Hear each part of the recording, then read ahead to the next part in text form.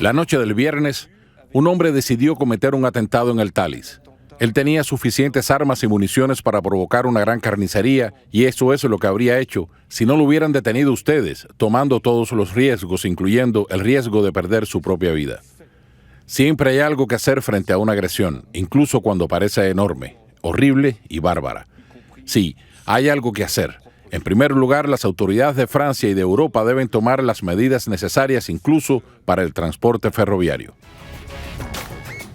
Abu al-Qassani no soñó que 3 hombres fuertes, jóvenes, lo iban a reducir como lo redujeron ahí en ese tren. Tenemos para este segmento a Eric de la Fuente, analista internacional. Gracias, Eric, por venir esta noche al programa.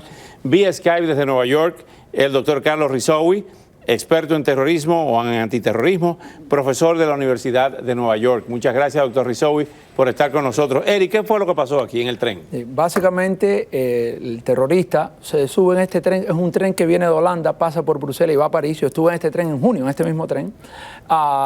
Él sale del baño ya con una ametralladora Kalashnikov, tenía una granada, una pistola y tenía un cuchillo. Un ciudadano también francés... Iba a cometer una matanza. Iba a cometer una matanza. Un ciudadano francés lo trata de parar, recibe una bala. En ese momento, cuando se escucha el tiro, uno de los soldados norteamericanos se despierta y le dice al otro, vamos por él, y se levantan y corren de un lado al otro del tren para pararlo. Al terrorista se le encasquilla la Kalashnikov, porque esto pudo haber sido una matanza grande. Sí. Y entonces lo agarra por el cuello. Al muchacho casi le da la yugular con una cuchilla y también lo corta. En eso llega el otro muchacho, le quita la pistola, le dan la cabeza, le empiezan a dar hasta que lo tumban, y con el otro muchacho americano y un inglés, un señor inglés que es un empresario, que dijo, mi primera reacción era esconderme, y después dije, bueno, si me van a matar, mejor actuar. Típica reacción entonces inglesa. Entre los 4 lo pueden controlar y todo, y eso es importante. Y esto expone muchas cosas, la vulnerabilidad que tienen los sistemas de ferrocarril, los subterráneos. Estás dentro de un vagón donde puede entrar alguien y hacer una matanza en varios vagones. Tenía una granada, tenía también gasolina, y eso es otra cosa. Y otro punto importante, hablamos del terrorismo que hay en Francia, que hay mucho, en España o en Inglaterra o acá. En Bélgica, yo acabo de estar en Bélgica, he estado muchas veces. El mercado negro de armas, de tráfico, es importantísimo. Él compra sus armas ahí, también los compraron la gente que hizo lo de Charlie Hebdo, compraron sus armas en Bélgica también. Qué cosa, ¿no? Es un problema importante. Doctor Rizowi, ¿cómo es posible que hubiera denuncias, señalamientos de que este señor, desde el año 2012, las autoridades españolas lo habían puesto en una lista de... Una lista de personas peligrosas, de terroristas peligrosos? Había vivido en Algeciras, había estado en varios lugares, se sube en ese tren, como dice el señor de la Fuente, como Pedro por su casa, lleno de armas, y por poco comete una matanza terrible. Sí, los trenes aquí tampoco en los Estados Unidos están controlados como los aviones en los aeropuertos. O sea, que ese peligro es no solamente en Francia, pero creo que es en la mayor parte del mundo occidental. ¿Y cómo es posible? Porque también los que hicieron el 9/11 y otros terroristas estaban en listas y no fueron perseguidos, porque parece que la burocracia de seguridad es tan grande que nadie quiere tomar una decisión inmediata de qué hacer, que es como que tienen miedo, y es una burocracia demasiado grande, y cuando la información llega donde debe de llegar, muchas veces es tarde. Ahora bien, estamos ante el peligro latente, pero ¿cómo es posible que la comunidad internacional, y vamos a hablar de otro tema, la destrucción del templo de Balshamín, la decapitación de uno de los arqueólogos más importantes de 82 años, en esa parte de Palmira, la ciudad siria de Palmira, que fue una ciudad romana? ¿Cómo es posible que la comunidad internacional no esté reaccionando de una forma más contundente contra ISIS ante estos crímenes de lesa cultura y de lesa humanidad?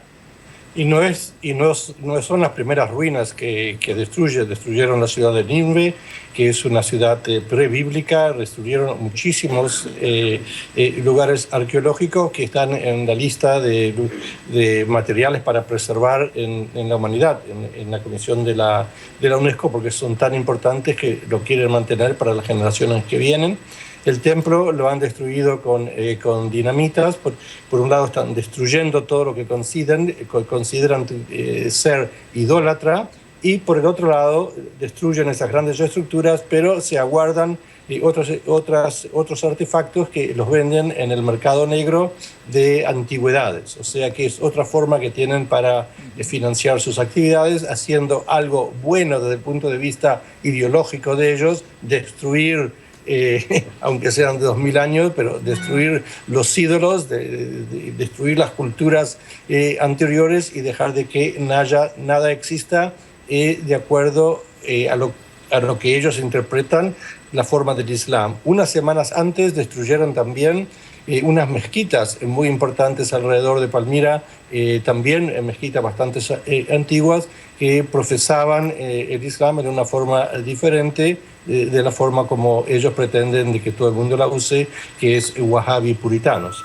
Ahora bien, Eric de la Fuente, ¿cómo es posible, la misma pregunta que le hicimos al doctor Rizawi, que la comunidad internacional no se una, no haga frente común para salvaguardar estos patrimonios de la humanidad? Mira, Oscar, tarde o temprano va a tener que haber tropas de algún país o combinación en tierra combatiendo con ISIS. Una de las cosas, la gente dice, ¿por qué ISIS decapita personas, por ejemplo?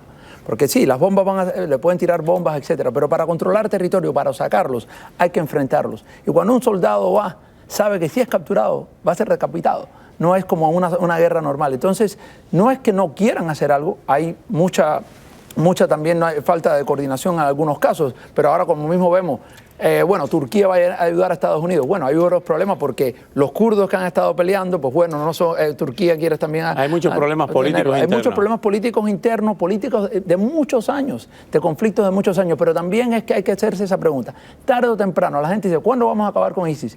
Con ISIS hay que enfrentar, como cualquier, va a haber que ver alguna tropa, no digo tropas que sean americanas o de otro país, pero va a haber tropas, y hasta ahora el ejército iraquí no ha podido hacerlo, otras tropas rebeldes no han podido hacerlo, y vamos a ver qué pasa. Eric de la Fuente, doctor Rizawi, ¿usted sigue insistiendo en el tema ideológico que hay que ir a la raíz del problema? Absolutamente, y esto comenzó, ¿se acuerda que destruyeron 2 budas enormes que estaban en Afganistán? Porque sí. Afganistán está en el Silk Road y Palmira también está en la línea de Silk, y van a continuar destruyendo todos aquellos que ellos no consideren que sea wahhabi puritano con la interpretación de ellos, y si esa causa radical no se enfrenta, y los únicos que pueden enfrentarlo son los musulmanes mismos, nosotros podemos ayudar a los seculares, podemos ayudar a algunos moderados liberales, pero no podemos ayudarlo desde el punto de vista del desarrollo de una ideología alternativa. Doctor Rizawi, muchísimas gracias, como siempre, muy agradecido. Hasta una próxima oportunidad que esperamos que sea pronto. Gracias, Eric, igualmente.